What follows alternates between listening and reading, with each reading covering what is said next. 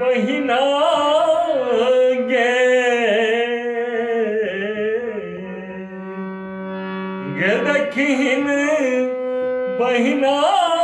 गे केहन छै उमा के कपार देखिन बहिना गे केहन छै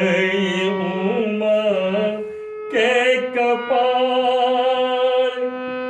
करिया लुहाट बर परम छै बताहे गे देखिन बहिना गे केहन छै उमा के कपार गे देखिन